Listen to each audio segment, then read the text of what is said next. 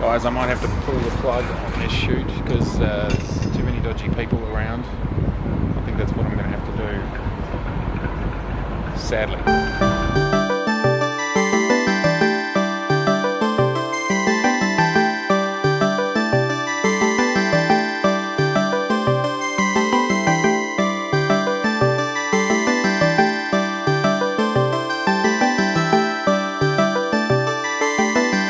In this video, we're going to enjoy the Z6 II as well as the Laowa 14mm f4, but this video is so much more. This is the second formal time that I've been able to go out and shoot since lockdown. 4 months of 5-kilometre lockdown, 7 months of lockdown in total. And I cannot tell you how exciting it is, and also, in a way, how daunting it is to get back out there, into the streets that I love, into the city that I love, with gear that I just enjoy so much. It does for me exactly what I want it to do, and I enjoy pushing the envelope, as always, which is what I did again. But here's the thing, there's a little bit of fear after all this time away. I don't know what it is, it's something I've never felt before, I've never been in this situation before. And also the city's different. In this video you will see a very quiet metropolis. Even so, we are fully allowed to move around again. But the restaurants are still filling and people are still finding their way. If you look here at this extremely popular restaurant in the middle of Melbourne, you can see it's not particularly busy. Now it is a Monday night, but it's not as busy as it would be. So there's great change happening. The world is having to get back on its feet.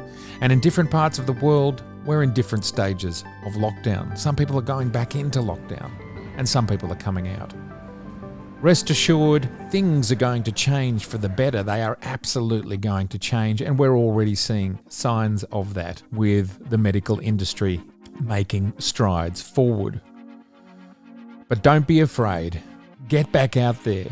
For those of us that love photography, this is such a great and healing space. And when you get out there and then you create beautiful images and you bring them home, it just makes you feel so much better. So in this video, I'm just going to show you some of the images that I've created on this night that I love. It's not a specific product review video. It's just me doing what I do.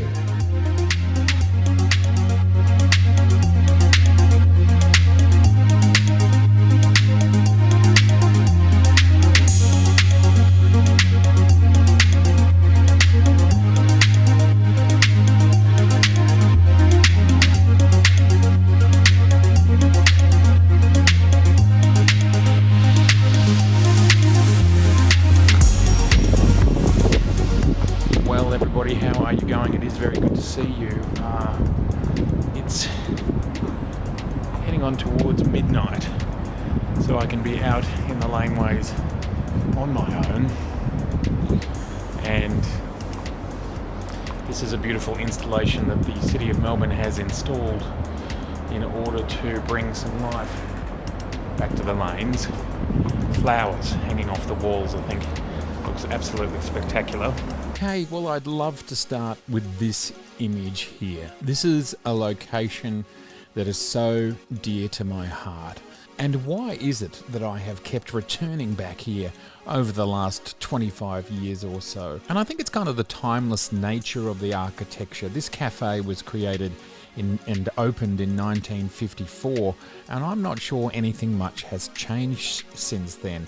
And I love the aesthetic from that era. It just looks spectacular. And then of course it's more than just this particular cafe. It's the fact that it's on a corner, it's on a laneway, there's neon up there, and then if we look over in this area over here with the beautiful trees and the sun is setting off in this direction. So it's just a great location, and we'll see in upcoming images how it's not just this one building, but it's not just this one shop, it's not just this one cafe, but it's actually everything around it. So I love this image. This image is photographed with the Laowa 14mm f4 fully manual lens. No metadata comes through for this lens. All we can get is the shutter speed. We don't know the aperture. We don't know the focal length.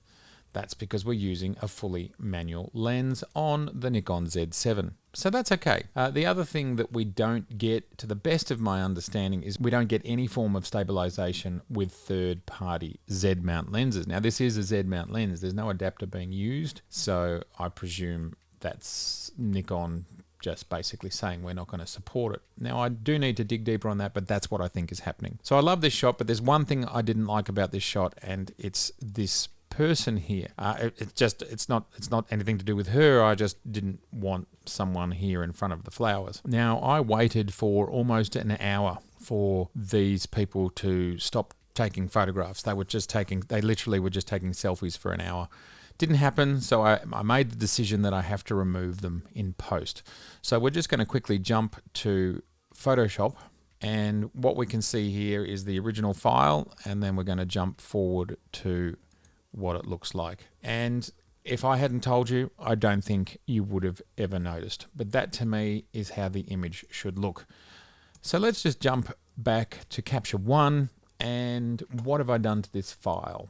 Not a great deal. I have done layers, and you can see here with the layers that all I've done is just bring up the brightness of the flowers a little bit and made them a little bit. I pulled a little bit of red out because there's so much red coming off that neon, and I wanted the flowers to look natural. Otherwise, if we go to the background adjustment, which is the whole thing, besides bringing up the shadows a lot, very little happening here. I'm always looking for new opportunities in locations that I love, and I talked about how I love this location, and it's more than just Pellegrini's Bar. And it's also this building here. Now, this building is known as Job Warehouse. You can see it written over here. This building has not changed the entire time I've been photographing Melbourne. So I can go back over 30 years and this building has not changed. I'm not even sure they've painted it. And I love that in the middle of a metropolis with lots of steel and glass everywhere, a two-story building like this still survives, still not looking shiny and new, and still harking back to another time. So on this particular little laneway corner, we have these two little time capsules. This image, well, I love these old school fixed wheel bicycles. It's just super cool. So again, this is shot on the Laowa 14mm. Now, what's really impressive about the Laowa is that, so there's no distortion correction going on here because the camera doesn't know what lens it is. So this lens is, as long as you get your horizontals correct, this lens gives you straight vertical lines. And that is very impressive. It's doing it optically. So I love this image as well. And again, not too much going on here. Brought up the shadows, brought up the exposures. For some reason, I was getting everything a little bit underexposed. Might have something to do with the fact that I was shooting on a manual lens. Another image that I love from the night. And because I've come back to this location so many times, I'm always looking for new ways to capture it, and never before have I done it with a bike being in the foreground. So I'm pretty happy by that outcome.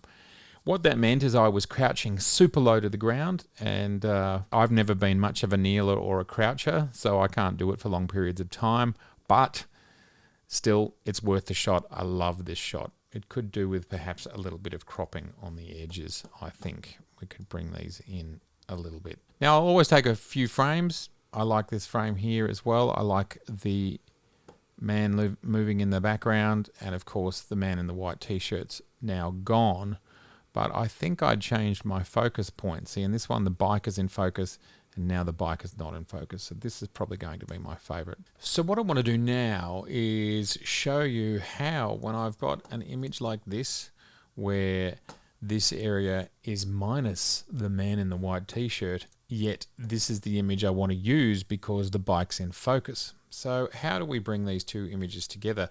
Now, I just also wanted to point out that I was talking about these lines not being straight here, but it's because I'd keystoned a previous image and passed over the attributes, but you can see here it's very close to straight. now. And that straightness can also be determined by rotation of the image. So it's pretty hard to get these things spot on. Anyway, it's pretty impressive. It's all happening in camera. And you can see here that I've slightly changed the tilt of the camera. But we're going to go. So I'm going to show you how I fix this problem. We are going to export these two versions of the image as PSD files. So we don't need 16-bit. It's really not relevant. I used to do everything in 16-bit and it just takes up so much more space. Only if you're doing super duper editing do you really need 16-bit. And I would suggest doing most of that in your RAW application with the raw file rather than in Photoshop. So this is going to seem a little bit crazy easy. First we want to start with a significant amount of feathering. So say 60. And just grab something where it's pretty easy to line it up. Copy it. Go to the other file. Drop it in. Oops, wrong one. Okay, as we can see, we've got the separate layer here. This is the layer. This is it here. And we're just going to nudge it into place.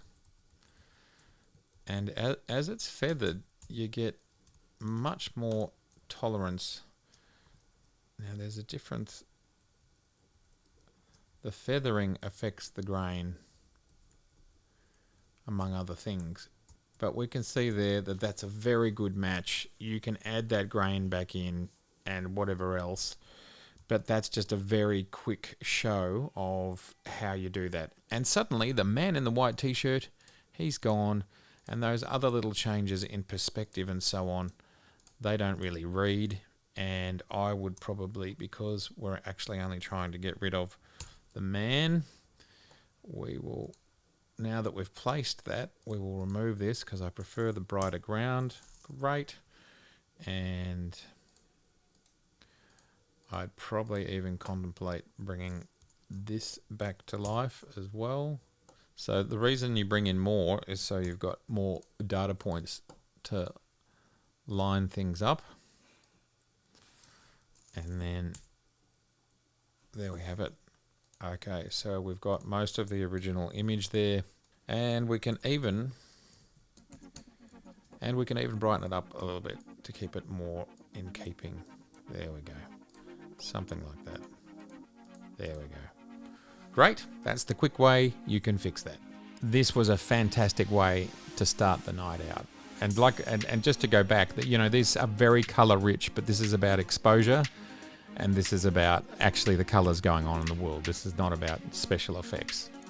And I just think that's super critical to go back to here. You know, even if I take this back to 0, it's still a very, very colorful environment, as you can see. And it doesn't really need an adjustment.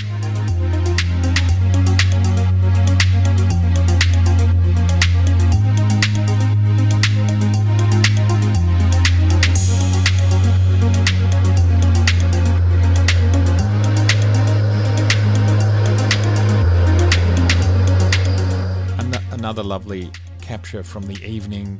Again, this is just colourful, gorgeous, architectural, very Melbourne. Let's have a look at what I've done here so far. Again, my exposures were a little bit out. I think it's because it's the manual lens and I perhaps didn't set something right. So shadows are brought up and exposure is brought up, but the files are still holding together fantastically. My dilemma with this image was, I think I like the movement of the tram here on the left, and I'm not sure which one to choose, and maybe that's the best one because it's just great action, but I don't like this guy coming out the door over here in his shorts, so we may have to do another very quick replace of that. It's just so hard to decide, but I think that's how I feel. I think that's my favorite frame. I'd love you to tell me, like one of these. It could even be this one. I think I like the placement of the tram better, but I prefer it obscuring the background, this back here, which I don't love that. So I think I'm going to go for this one, But again, this is with the Laowa 14mm f4. I was shooting everything wide open. Now focusing had to be done with magnifying the viewfinder. Focus peaking wasn't working so well in the dark. You can't tell, but it's quite dark. And we can also see here at 200%, we're getting a slight degree of camera shake. And at 100%, sure, it's reading a little bit. Let's have a look and see if any of the others are sharper, because the tram was coming, I was shooting really quickly. I wanted to make sure that I got it.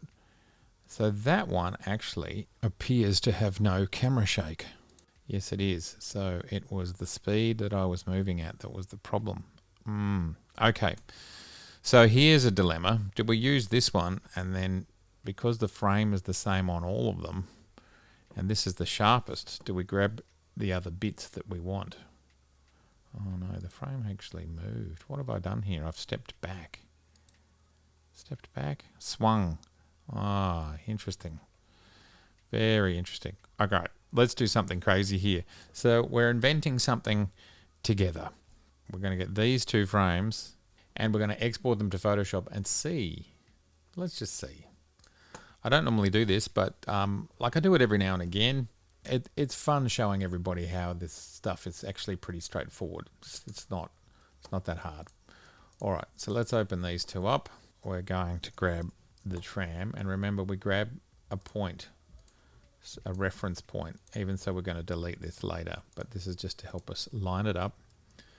We copy it. You can actually have paste in place, but because it's not the same, we're not on a tripod, but it tries to put it in the same spot. Anyway, you're going to go, wow, that's cool. There's some things that aren't working, but there's plenty of things that are working.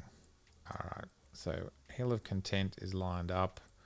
That edge there isn't right. So what you can do is you can mess around with things. You can scale things. Let's just scale it a bit to join it up there.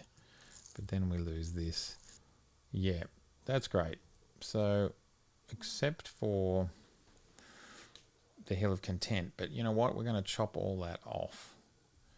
So we're going to go with something that looks like that.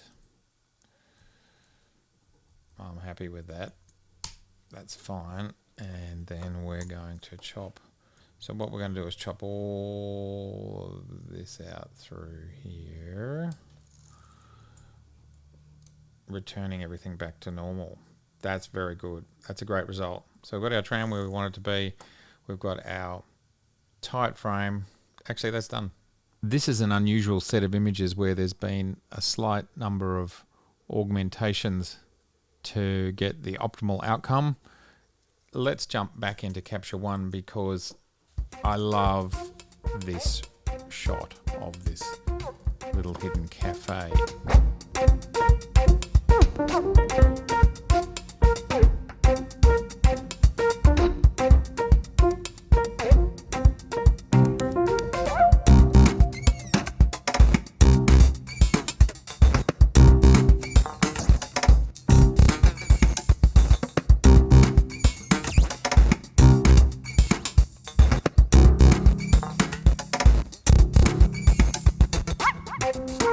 A great number of images came out of last night's session. Here we are looking at the Z6 II images, and I decided in order to have a zoom lens, and I was using the Ronin S, I decided to put the 24-70 f4 on the camera.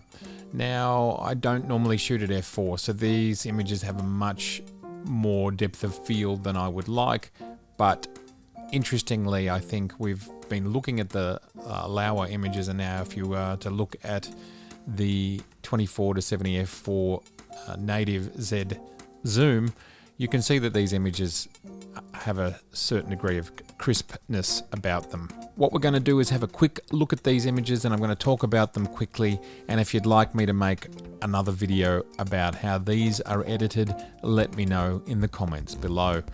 So this is shot. This is almost at half a second. We're at ISO 100, base ISO, 39mm f4. And look, I love this image. I love the fact that there's a person moving here. You can just make out their sneakers. Again, the bike that was in the other shots there. It's got all the elements. I really love it. And in regards to this image, I've always said with Melbourne, there's actually an advantage to having tram tracks because you can stand in the middle of the road. I was standing in the middle of the road to take this shot, and I love the fact that there's actually a car passing through frame, and this woman here walking through frame just looks great. 1/10 of a second on the 70mm handheld. So I was doing this weird thing where we're on the Ronin, and I was sort of putting the Ronin under my arm at the same time as holding the camera and shooting normally. I managed to find a grip that worked, so I didn't have to unmount from the Ronin every time I wanted to shoot. Another angle here. Love this image. The cyclists and the people walking through frame. Really nice. That could be quite nice as a black and white. Let me know if you'd like me to make a video about that. Laneways. And this is more of these floral decorations. So what happened here in this laneway is some rather nefarious people came into the laneway, and I got a vibe, and I think you've got to run with your vibes, and I left. I had to leave before I had the opportunity to take the photographs of the flowers that I wanted to. So I might go back another night, not quite so late. And then also there were these images here of Flinders Street Station. That's our grand central station in Melbourne, and more plant/flowers here, just looking spectacular. Now I changed over to the 20mm. We can see down here the 20mm prime S lens. We're at a 20th of a second handheld at f2, so almost wide open, and these are just looking ridiculously sharp and gorgeous.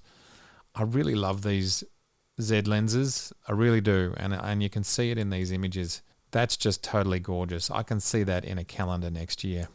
Anyway, this just gives you a little bit of a vibe as of the images I shot. So these are images on the Z6 II, which I have changed the metadata to say it's a Z6, and then I've been able to open them as raw files here in Capture One. Lots of great images. I haven't really been through all of these yet. If you'd like me to go through these in more detail, please let me know in the comments below.